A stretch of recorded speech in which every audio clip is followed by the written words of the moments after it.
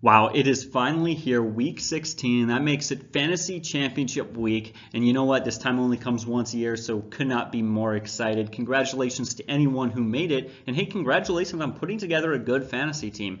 However, I know that many teams out there make the championship with not great rosters. And so sometimes you got to manage to just put some things together. I know that injuries and suspension and all the last minute things have been happening, especially at the running back position, are certainly going to mean that a lot of people in the championship this week need to make some waiver wire claims and need to make sure that they make the right start. So that's why we are still here. Your guys' teams are good, congratulations, but we're here to make them just a little bit better and hopefully push you over the edge if you need just a little bit of help this week. That's what we're going to do. We're going to go over waiver wire pickups of some guys that are good options this week.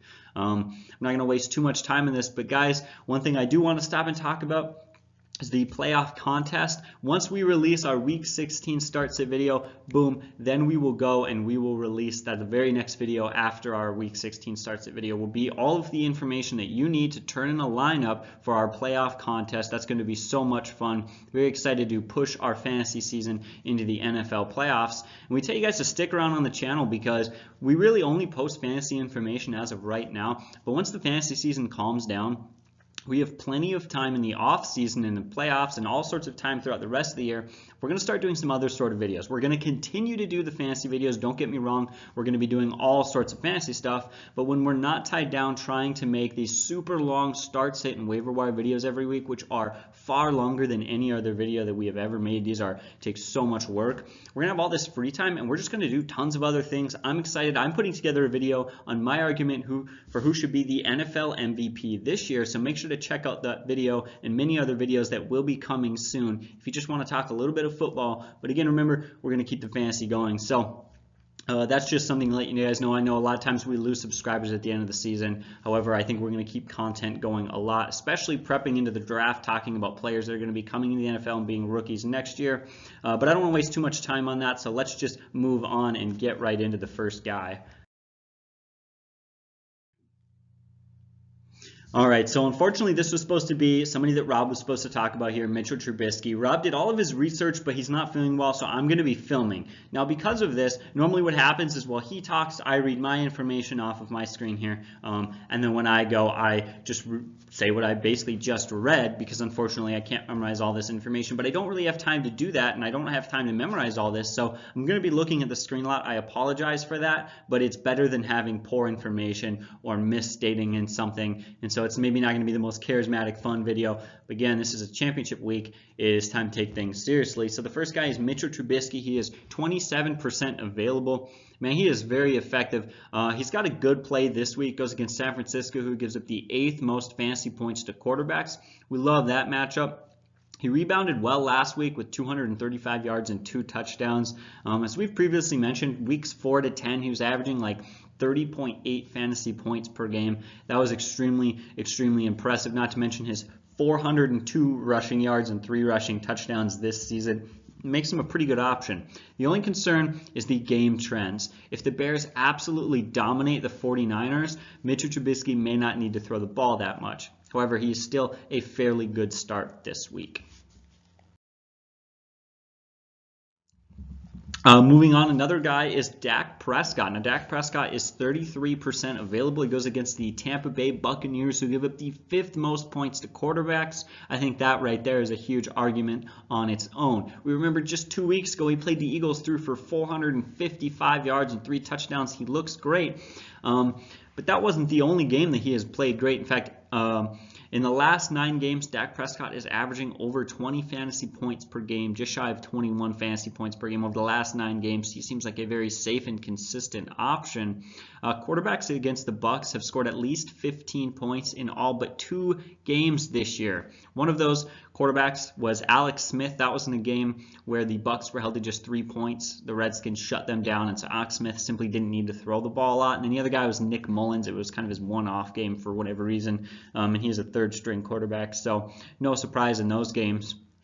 And then last week, a lot of people are concerned because he struggled against the Colts a little bit. However, I think that was just the fact that was a very underrated defense. In fact, in the last 6 quarterbacks to face the Colts. The Colts have given up just 4 touchdowns and 206 passing yards per game. So I like Dak Prescott this week. Again, I think a lot of people are a little bit concerned with last week and they don't necessarily trust him, but he's got a good matchup. He's been playing well, and I think last week was a little bit of fluke against a good defense, a very underrated defense who is very hot right now.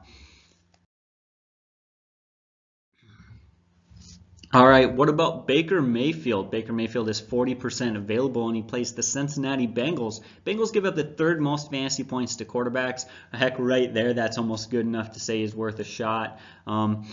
On top of that, this year he has a quarterback rating of 92.6, which is pretty good. Through the first 4 games, he had 4 touchdowns to 5 interceptions. But since then, he has really taken off. Since then, he's had 21 touchdown passes to just 11 picks. And so that is huge. And then on top of that, in 3 of the last 5 games, he's at a quarterback rating of over 100. Tell you what, man, Baker Mayfield really does look to be the real deal. And so I think that he's a pretty good play this week with such a great matchup.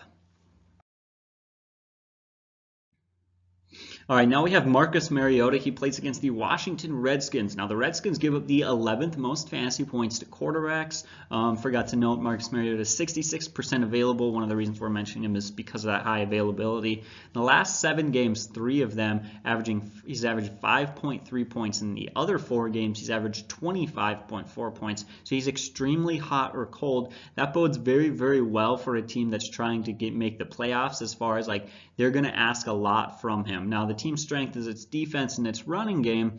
But again, if you want to take a chance and you're in a very deep league, maybe you made the championship in a 16-team league, you might not have great options. Marcus Mariota might be the guy to plug in there. High risk, high reward situation. He could easily go out there and get you 30 fantasy points. He could also go out there and get you about 3. Don't forget, again, good matchup and highly available. There's Marcus Mariota. All right, what about another quarterback here in Derek Carr? Now, Derek Carr is a pretty surprising quarterback this season. In fact, he is on pace to finish the year with the best quarterback rating that he has ever had, despite the fact that he lost his best receiver in Amari Cooper. And a lot of people are looking at the Oakland Raiders kind of chance that they took on Gruden as a bit of a mistake. I guess it seems to be working out for Carr's favor, at least. As far as that goes, he scored just 14 fantasy points last week in a loss to the Bengals, who again give up the 3rd most fantasy points to quarterbacks. And so that's tough right there. Honestly, we'd like to see him do a bit more than that. But over the last 3 games, he's attempting 37 passes per game. And that defense is giving up an average of over 30 points per game and a total of 6 touchdowns. And so I think that it's a good matchup based on the fact that he's going to throw the ball a lot. I don't trust that running game a whole lot, although Doug Martin has picked it up a little bit lately. And then, again, that defense is bad. Gruden is really getting his quarterback rating up there, and he's been effective. Plays against Denver, who gives it the 12th most fantasy points to quarterbacks. Now, that number is a bit skewed because they have missed Chris Harris, their best cornerback, for quite a few games. And so they're probably a little bit better of a defense than that, and they certainly do get after the quarterback. But Derek Carr is an option at 76% available. And then the last quarterback that I want to stop and take some time to talk about is Josh Allen. Now, again, Rob did this research, so I don't know any of this. I'll be kind of reading it off right now. I did a little bit before, but goes against New England, who gives it the 12th most fantasy points to quarterbacks. That right there bodes very well. In the last 4 starts since he returned from injury, he's averaging 26.28 fantasy points per game. Been absolutely shocked by that. Since they released Calvin Benjamin, has really opened up opportunities. Zay Jones and Robert Foster, man. Robert Foster seems coming out of nowhere. He's looking very good. They talked about how good his legs were earlier in the year and how effective he could be, but we didn't really quite see that until recently. He really stepped it up. In fact, this season he has 6 rushing touchdowns, which is really impressive, again, when you consider how many games he missed. He's had 3 good games this year as far as on his legs. One game he had 101 rushing yards, 135 rushing yards, and 99 rushing yards. He looked awesome. Again, he really is almost the heart of that rushing attack right now because they just seem to run out of running backs due to injuries. A lot of goal line carries are going to go to him in quarterback sneaks and waggles and scrambles, a lot of things like that. And so he's not an amazing option. As always, I'm a little bit hesitant to play a quarterback when we're depending on him to use his legs. But if there's any quarterback that you can depend on to be running the ball a lot, it's probably Josh Allen. And so he is an option that's highly available at 77%. But that's it for Josh Allen. All right, so now we come to a list. We're just going to go through a bunch of guys who are super highly available or just pretty available when it doesn't really matter, to be honest, but that we think that you should avoid. The first guy is Jameis Winston, and we actually, when we do is kind of our structures, we're watching the games on Sunday, we just jot names down off the top of our head. If we're watching highlights, we think of a guy and put it on the list, and we actually put Jameis Winston on there of a guy maybe you should start, but then instantly we did our research and saw, no, that really doesn't work out very well. Not only did he struggle last week, against that Ravens team, is a very good defense, but he also has another tough matchup this week against Dallas, who has been very hot. That defense has played very well, giving up the 11th fewest fantasy points. But that number is a lot better when you look at it as far as Dallas, not from Jameis Winston's perspective, but Cowboys have given up just 12 fantasy points per game over the last 5 games against some extremely good quarterbacks. Now, one of the quarterbacks was Colt McCoy, not very good. But other than that, Matt Ryan, who has a very good quarterback rating this year, Drew Brees, who's in the MVP race, Carson Wentz, who should have won MVP last year, and Andrew Luck, who's been on fire, who has the second most touchdowns in the NFL right now. He's playing phenomenal. That's a very tough schedule of quarterbacks to be facing, and yet they're still allowing the 11th fewest. And so I think it's going to be a tough week for Jameis Winston. Maybe not as tough as last week, but in the championship game, I don't like him that much this week. Another guy's Matthew Stafford. He's 39% available. Put simply, plays the Vikings defense. The Vikings defense has played great. In fact, over the last 9 games, quarterbacks against the Vikings are averaging only 10.68 fantasy points per game. The quarterbacks that they've faced over that schedule are Russell Wilson, Tom Brady, Drew Brees, Aaron Rodgers, like some really, really good quarterbacks that they're shutting down. And so I don't think that Matthew Stafford's going to have a very good day there. Eli Manning, we think that you should sit him, as well as Case Keenum, Nick Mullins, and Lamar Jackson, all guys that we don't trust, as well as Sam Darnold, Josh Rosen, Ryan Tannehill, Jeff Driscoll, and Cody Kessler. Just a whole slew of guys that are not worth a roster spot in your fantasy championship week unless you don't have any other choice. But now we'll go on. Let's start getting into the running backs. Enough on these quarterbacks. The first guy we got to talk about is Kalen Ballage. Now, one thing I like about him is he is 99% available, or he's extremely highly available, and that goes very well for him. Now, one thing to note is that Gore got hurt, which opens up a lot of room for Kalen Ballage. In fact, reading this report on Frank Gore's injury, he's expected to miss the rest of the season, and so that's huge. One thing we like about Ballage is that he was drafted in the most previous NFL draft, and Dolphins really liked him. You hear about some of the reports coming out. Things said that he's got very good hands. He understands little of the NFL concepts coming out of college, which is bad, but when you consider that's maybe why he hasn't played much this year and has been working his way into a role, I think that definitely bodes well for understanding. That's why he hasn't played, but why going forward he should play some more. Again, he's going to be he's going to be up there as one of the feature running backs and getting a lot more carries this week. It always makes me nervous, but he did have a huge week last week where he played very well, found the end zone, and he had a very, very nice day. And so Kalen Ballage is a pretty good option this week, but don't get me wrong, he's certainly high risk. Another running back who gets his spot on the waiver wire list this week is Jamaal Williams, who's 86% available. And just like Kalen Ballage, he's on this list due to injury. Aaron Jones left last game with a knee injury, which is, I guess, reported to be an MCL sprain, and he will miss next game for sure, if not more. Now, we don't know a lot about the injury, but if that is somewhat true, if that is anywhat true, an MCL sprain, he will be out for at least a couple of weeks. He scored 17 points last week, 12 carries, 55 yards, and a touchdown against the Bears defense. Guys, the Bears defense is second best against the run, and he managed to go out and get 17 fantasy points. Now he plays the Jets, who are 13th against the run. That's a much better matchup. Not an amazing matchup, but far better, and I think that bodes very well for him. He could have a very good week this week. However, let's remember the start of the season. At the beginning of the year, Aaron Jones was suspended and Jamaal Williams was the starting running back. But once Aaron Jones came back, he took over his role as the starter. And then Jamaal Williams received a lot of early touches for the Packers when interim coach Joe Philbin took over, when he first took over for Mike McCarthy, and then really he just kind of wasn't performing enough and making enough big plays, and so they put Aaron Jones back in. He's not the most impressive guy ever, but he does some things right. He's some good pass blocking. He's very good at receiving, running back. He's not great on the ground, so I don't think that you should expect him to quite get Aaron Jones-like numbers, but he's very talented, and he's got a very good matchup, and he proved himself well last week. So Jamaal Williams.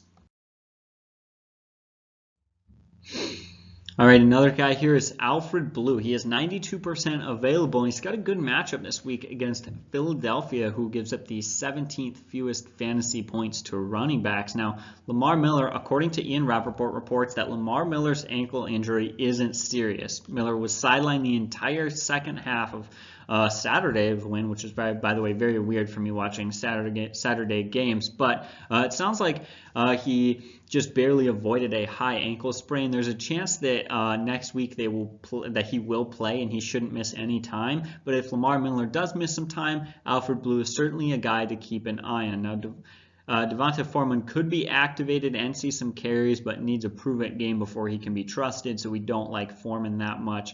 Blue is a low-end play. If Lamar Miller misses time, Blue is not an exciting option, but if you're desperate, he is an option. If Foreman or Miller plays, do not go with Blue. We just have to mention him to give you guys kind of an update and to be thorough. Certainly, if we missed a running back like this or a situation like this, someone would call us an idiot or something. So that's kind of the situation there. Not a great situation, but that's what it is. Now we come to Josh Adams and Wendell Smallwood. So Josh Adams had pretty good games. He's played well recently. He's got 3 touchdowns in the last 5 games. He's had some pretty good fantasy games. He hasn't been amazing, but that is also due to a very tough schedule. His last couple of games he's played Jacksonville, good defense. Dallas, good defense. New Orleans, one of the best run defenses in the NFL. Giants, not great. Washington, pretty good. Dallas, again, very good. And the Rams, who are very talented. The Rams give the 11th fewest fantasy points to running backs. Had to play Dallas twice. Jacksonville, again, I'm not going to waste a bunch of time with that, but he's played pretty well with a tough schedule. However, Wendell Smallwood last game, he played well. He had 10 carries for 46 yards and 2 touchdowns. But he's had just 3 rushing yards in the previous 6 weeks. And this is a tough situation because Josh Adams was starting to look like the guy, and then they started to give time to Wendell Smallwood, and Wendell Smallwood is certainly performing well. So it's like, okay, do we switch and say that you should start Wendell Smallwood? Well, no, that was only 1 week. Like I said, in the previous 6 weeks, he had combined for just 3 rushing yards. And that is one of those dreaded running back by committee systems where it's like, who do you pick? Josh Adams is 27% available and Smallwood is 14%. I'd say this at this point, guys, I'm probably not going to go near either of them unless you don't have a better option. But you should, because we're talking about a lot of running backs that should be out in free agency. However, I'm sure at this point, some of the more aggressive and successful teams have picked up some of these other talents. All right, now we have running back Damien Williams for the Kansas City Chiefs. Of course, you already know that. You probably don't know he's 34% available, and he plays Seattle this week. That's a good matchup because Seattle gives up the 12th most fantasy points to running backs, so we certainly do like that, and he's played well. Now, one thing to note is Spencer Ware should be coming back this week, and if he does, he will certainly erode a lot of touches away from Damien Williams. However, with Ware, when he last played with Ware versus the Chargers, he looked great. He had 10 carries for 49 yards. That's 4.9 yards per carry. And he also had 6 catches for 74 yards and 2 touchdowns. So he has a huge role in that passing game, and he looks great. Versus Oakland, he had 5 carries for 38 yards and looks solid. He's had 12 catches in just the last 3 games, and so you talk about that PPR boost certainly is huge. But in the last 4 years, he's played for Miami. He had 6 touchdowns in 2016. He's shown himself to be very good in the passing game. While I don't think that he's going to be like this some career season-long starting running back for a team, for 1 or 2 weeks as the Chiefs, right, dealing with this Kareem Hunt situation and don't have many other options. Damien Williams is a great guy in the passing game. He does remind me a lot if there are those running backs who do very well in small roles, and people are like, why don't you give him more? Why don't you let him play more? And coaches are just like, well, he can't handle more of a workload. He's mostly just a passing situation sort of running back. That's kind of Damien Williams, but he has pretty good value. He's been so effective. However, again, limit your expectations and understand that if Spencer Ware plays, that's going to limit his value quite a bit. All right, now we have Jeff Wilson and Matt Bryden. And I wasn't going to talk about either of these guys because I didn't think that they were good options, but it occurred to me maybe I should take some time in this video to tell you why I don't think they're good options and why you should avoid them, just in case you are considering it. So here we are. Last week, both Wilson and Bryden played, and simply they devalued each other. Without Matt Bryden, Jeff Wilson played well, but now they're splitting carries, they're splitting touches, they're splitting time on the field, and there's simply not enough to go around for these guys to have great fantasy weeks. Now, if they had a good matchup this week, it might be, wow, maybe we take the guy who's been kind of on the hot hand, who's been playing a little bit better, but they don't have a good matchup. They're playing the Bears, give up the second fewest fantasy points to running backs, and so that is not a good week, guys. That is why you should avoid both San Francisco running backs this week. It's not looking great for them. Right now we have Gus Edwards and Kenneth Dixon. Now Gus Edwards has played well the last 5 games. He's averaging 19 carries, 97 yards. 3 times he's gone over 100 yards. He's not used much in the passing game. In fact, he only has 1 catch in the last 9 games. They do go against the Chargers this week, who give up the 14th most fantasy points to running backs. And again, at 28% available, Gus Edwards is a pretty good option. Now I should mention that Kenneth Dixon has had a role in that offense, and he's slowly kind of increasing his role. Gus Edwards is more of the power back, and you see that Kenneth Dixon is running more powers and sweeps and things like that towards the outside. I do like Gus Edwards a little bit more than Kenneth Dixon. We haven't seen enough from him for a long enough time for me to really trust him. And that's tough because he's playing well enough to devalue Gus Edwards a little bit. But in a standard league, Edwards is a pretty okay play, pretty good play this week. Again, in the championship week, you'd like to not be playing guys off the waiver wire, but in case you are, that's why I'm. All right, and now another guy who is basically only has value that we're going to talk about because of injuries, and this is Elijah McGuire. Man, it is insane how many running backs are injured right now who are on the IR or banged up. In this case, we're talking about Isaiah Crowell, who is on the IR, giving Elijah McGuire maybe a chance to shine, step up, and have a good week this week, but that's what we're about to talk about. Now, he's 68% available, and he plays the Green Bay Packers this week. He's had 2 good weeks in a row. 2 weeks ago, he played Buffalo, one of the best run defenses in the NFL, at least as far as slowing down running backs in fantasy perspective. He had 17 carries for 60 yards and a touchdown against them, which was pretty good. And then last week, he played Houston. He had 18 carries for 42 yards and a touchdown. In both those games, he scored 15.8 fantasy points and 14.6, which are pretty solid. And back-to-back touchdowns is always nice to see. Yards per carry isn't amazing. Of course, you'd like to see him get up higher past the 100-yard mark. That 100-yard bonus is always nice as a fantasy owner. But anyways, that's against some good teams. Houston gives it the 9th fewest fantasy points to running backs, which is nothing new this week when he plays Green Bay, who gives it the 11th fewest. So that is important to remember. Again, he's had some pretty good weeks. He's also had 6 catches for 51 yards. I don't think he's an amazing play, but he is a play who will be the running back in that backfield, and so that bodes very well for him. Now we come to Doug Martin. Doug Martin is 37% available, and he plays the Denver Broncos this week, who give up the 4th fewest fantasy points to running backs. Now here's the interesting thing. He was playing pretty well. In fact, he had 3 touchdowns in a row, one against Baltimore, which was pretty impressive. And then he had a nice 61 yards and a touchdown game against Kansas City's bad run defense. And then he played Pittsburgh, 32 yards and a touchdown. But then he plays the Bengals, who are the worst run defense in the NFL, giving up 148 yards per game. And he manages just 39 yards and doesn't find the end zone. Man, I don't know what to think of Doug Martin. He seems to be all over the place. He had a good day, 11 carries, 51 yards, and a touchdown just 4 weeks ago against Baltimore's team, that tough defense, and then disappears in an easy matchup against Cincinnati. I far from trust him, especially in this matchup. Denver has not given up a rushing touchdown in the last 8 games. And so Doug Martin is an option. I far from trust him, but 3 touchdowns in the last 4 games means he might be a plug-and-play standard league option for you this week. Guys, that was my last running back that I'm going to talk about, so let's roll into the wide receivers. There's certainly less options we're going to talk about this week than in previous weeks. All right, now the first wide receiver I want to talk about that I've had the opportunity to talk about a lot lately is Dante Pettis. Now he's 48% available. It was against the Bears. Now the Bears are a good defense, but have actually given up the 12th most fantasy points to wide receivers. So that bodes very well for him. And now recently, due to all the injuries, he has really proven himself to be the #1 wide receiver in that offense. He has scored 69 fantasy points in just the last 4 weeks. Pettis looks great. 4 weeks ago against Tampa, he had 77 yards and a touchdown. 3 weeks ago, he had 129 yards and 2 touchdowns. 2 weeks ago, he had 49 yards and a touchdown. He did struggle last week against Seattle. 5 targets, 5 catches, and 83 yards. And that's really the worst game that he has had since he has taken over at that #1 role. One thing to note, though, is that the Bears have given up a ton of fantasy points to wide receivers, but that stat is a bit skewed.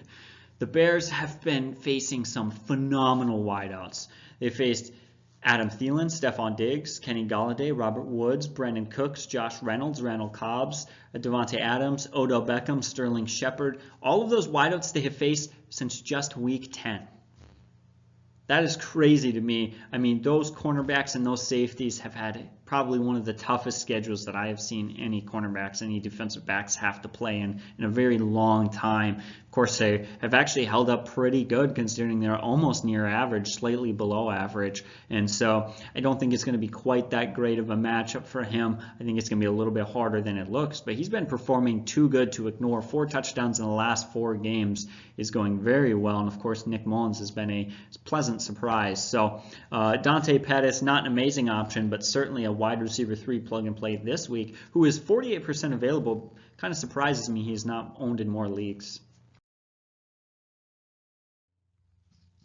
All right, now we got another awesome guy to talk about, and that is wide receiver Mike Williams. He's 49% available. And he does have a tough schedule this week. He plays the Baltimore Ravens, who give the 3rd fewest fantasy points to wide receivers. But man, did he explode last week. Now, in last week's videos, we talked about how he had some real potential, and we liked him as a start. And you know what? That was even before Keenan Allen went down. Allen goes down. He gets 3 touchdowns and a 2-point conversion. That gives him 10 on the year. In fact, he has been phenomenal. Now, Keenan Allen went down with a hip injury. I believe it's called a hip pointer, which means that he might return this week. He might not. It is very up in the air. That is something to watch and see, because if he does not return, Mike Williams has huge potential. He's practically a must start despite the tough matchup. Of course, I wouldn't quite call him a must start, but that's the point of how much extra value that gives him. He does still have some value even if Keenan Allen does play, where he certainly could fit his way into a wide receiver 3 role. Let's not forget, this is a 1st round pick. In fact, he was a 7th overall pick. He's a big-bodied wide receiver who looks great. The guy who they expected maybe when they drafted him to be playing the way he's been playing. Well, of course, he comes as rookie season and he gets hurt and struggled and just haven't really seen him. But then, boom, look at what he's been doing this year. He's played phenomenal. Mike Williams is a very underrated wide receiver. He should not be available in 49% of leagues. And again, he's going to be a good play this week, especially if Allen sits. Again, tough matchup, but I think that won't be too much of a problem. He's had tough matchups throughout this whole year, and he seems to be playing through most of them just fine. All right, now we have wide receiver Curtis Samuel. Now he is available in exactly 50% of leagues. He's a guy that was drafted along with DJ Moore and really just didn't do anything the first half of the season. But when Devin Funchess went down, he really stepped in and showed himself to be the #2 wide receiver on that team behind Moore. I'm not going to say a whole lot about him. Just a few quick things. One is he's got a good matchup against the Atlanta Falcons defense that has been a disappointment this season and gives up the 11th most fantasy points to wide receivers. Of course, the Panthers did look like they were playing for a playoff spot, but they've lost, 5 straight or something like that, and they have seriously struggled. Now, again, short and simple, he has scored 10-plus fantasy points in 5 of the last 6 games, and in those 6 games, he has scored 3 touchdowns, and he has looked very, very good. He has have a low floor because of that offense and because he's not the #1 wide receiver. He's got a somewhat low ceiling, but he does have a high floor, and he has played well. Now we have Jordy Nelson. Jordy Nelson is 53% available. He plays the Denver Broncos this week, who give up the 15th most fantasy points to wide receivers. Now over the last 3 games, he's had some good lines. He had 10 carries for 10 receptions for 97 yards, 6 for 48, and 6 for 88. He is a solid PPR play, but he's hurt very much in standard leagues. He had 3 games in a row with a touchdown and 1 game with 6 catches for 173 yards and a touchdown. He has a very high ceiling. He's looked very well. Seems to be probably the best wide receiver that Derek Carr has right now. And so Jordy Nelson is a good play this week in a matchup that isn't amazing, but isn't bad, kind of pretty average against the Denver Broncos. All right, now Robby Anderson is a very, very talented wide receiver. In fact, last year had a super hot stretch, and he finally stepped it up again the last couple of weeks where he had been struggling. But 2 weeks ago against Buffalo, he had 4 catches for 76 yards and a touchdown. And last week against Houston, he had 11 targets, 7 catches, 96 yards and a touchdown. That's really important because you look at Buffalo gives up the 2nd fewest fantasy points to wide receivers, and Houston gives up the 10th fewest. So in tough matchups, he went out and scored 15 and 19 fantasy points. Don't forget that earlier in the year he had a 128-yard, 2-touchdown performance against Denver with Chris Harrison. So that's a very huge week. Guys, he is a very talented wide receiver slowed by an injury this year and bad quarterback play. But he is 74% available, and he does play the Green Bay Packers' bad secondary that gives up the 3rd most fantasy points to wide receivers. So Robby Anderson, as much as I've said this week, I feel like I'm beating a dead horse. Not a safe play, but does have some high upside, could be worth throwing on your roster. All right, and then the final guy I'm going to talk about is Robert Foster. Foster is 88% available. He's actually a pretty big-bodied guy, 6 foot, 295 pounds, ran a 40 in 4.34. That's not terribly useful information, but we just haven't had the chance to talk about him a lot, and so why not throw some of that stuff in there? He also ran a 4.4440 in 2015 and a 4.47 last year, so he is very, very effective, or very, very fast. He's been described as a freakish talent, and says people reporting and his coach saying that he can do some things. You just look at some of the ways that he does something in the combine and say, okay, only he can do that. They're just surprised about how well he's played. In 4 of the last 5 games, he has averaged 103 receiving yards. And so that is huge. Of course, we like rookies as far as their progression happens a lot faster. One thing that I really like is that Josh Allen's strong arm and his speedy legs are a great combination. It's almost like a knockoff Pat Mahomes and Tyreek Hill situation going on there. And so I think that bodes very well for him. Robert Foster, not the safest pick against New England this week, but a pick that could work out. Now we'll roll through kind of quickly, but we're going to go to the tight ends and the defenses and just give you a couple of options. All right, so as far as the tight ends go, the first guy worth mentioning is Austin Hooper. Austin Hooper is 21% available and plays Carolina. Now, he's only eclipsed 50 yards once in Atlanta's past 8 games and scored only 2 touchdowns over that span, but Carolina gives up the 3rd most fantasy points to tight ends this season. That bodes very, very well for him. However, that number is kind of goofy because they were giving up far more, but have slowed down recently. In fact, over the last 4 games, the Panthers have given up just an average of 3.5 fantasy points per game to tight ends. So Hooper, maybe not the greatest option, but worth a mention because of how thin that position is. Maybe the best option this week is Cameron Brate. Cameron Brate is 25% available, and he plays Dallas. Dallas gives up the 10th most fantasy points to tight ends. Now, Brate has 3 touchdowns in the last 4 games, and Dallas, who gives up the 10th most fantasy points to tight ends, as I mentioned before, is a great matchup. However, last week he had just 1 catch for 9 yards against the Ravens, who actually give up the 7th most fantasy points to tight ends, and so he really didn't step up in that game, although I would mostly blame that on Jameis Winston's struggles. Guy right here we gotta like is Evan Ingram, 32% available. He plays the Indianapolis Colts, who give up the 11th most fantasy points to tight ends, and Ingram has stepped it up quite a bit lately. 2 weeks ago against Washington, he had 3 catches for 77 yards in his first game back from injury, and then last week he played Tennessee. Tennessee was a game I was nervous about for him because I said start him because of how talented he is, but I know that Tennessee gives up the fewest fantasy points to tight ends, so I was very nervous about that. But then he had 12 targets, 8 catches, 75 yards, and I was fine with it. So I was like, whatever. And so that's really cool that he goes from playing the toughest defense against tight ends to one of the easiest in the Colts, who give it the 11th most fantasy points. If Odell Beckham misses like he missed last week, Evan Ingram becomes an absolute must start. Now, if Odell Beckham does play, that lowers his value and makes him a you should still start, but not quite as much as you needed to in the past. And so Evan Ingram is probably the best option this week. Ian Thomas is another very good option. He is 59% available. Now he does go against Atlanta. Atlanta gives up the 15th fewest points at tight ends. That's essentially average, though, when you really think about it. Greg Olsen is gone, of course, since that happened, has increased his targets in yards. Week 14, he had 11 targets for 9 catches and 77 yards. He looks to be legit. He's a guy we're looking at, especially in the offseason, to see what we think he can do next year. He's caught 15 of his last 17 targets for 138 yards, so he's been very effective there. And then the other thing to note is that those numbers that Atlanta's had, 15th fewest fantasy points at tight ends, are very skewed because the tight ends they've faced are Jeff Schwaim, Dan Arnold, Mark Andrews, Jimmy Graham, and Ricky Seals-Jones, guys who just haven't quite been getting it done. Tight ends to avoid this week are Chris Herndon against Green Bay, who gives up the 4th fewest. He's also a fantasy points at tight ends. He's also scored just 6.8 fantasy points last week against the Texans, who usually give up the 6th most fantasy points to tight ends. And so that was a tough week for him. And then the other guy is Vernon Davis. Vernon Davis is 91% available, but he plays Tennessee, who gives up the fewest fantasy points to tight ends. And as we talked about last week, we said, he's got some value if Jordan Reed doesn't play. But Jordan Reed ended up playing, and Jordan Reed should play this week. So a tough matchup combined with the fact that Reed is playing does not bode well for him. And those are two guys that you should avoid.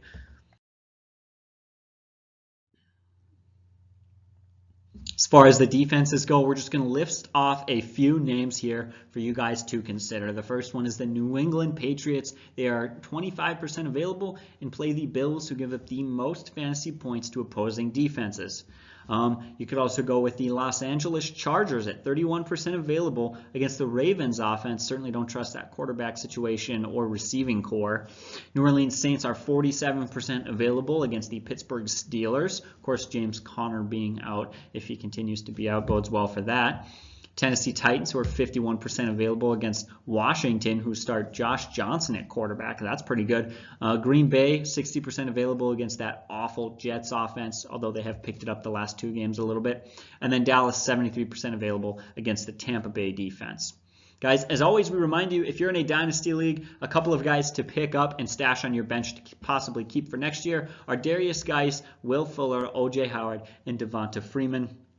As always, guys, we thank you so much for watching. Leave a comment down below. We are here to give you personalized, in-depth advice. We want to help you win your league with whatever we can. A lot of times there's information that doesn't make it in these videos because we simply need to base it on contextual information. And so drop a comment, tell us your scoring, tell us your situation, who your options are. We'll help you make the right choice because we're here to get you guys a fantasy championship. As always, thank you so much for watching. You guys have a great day and God bless.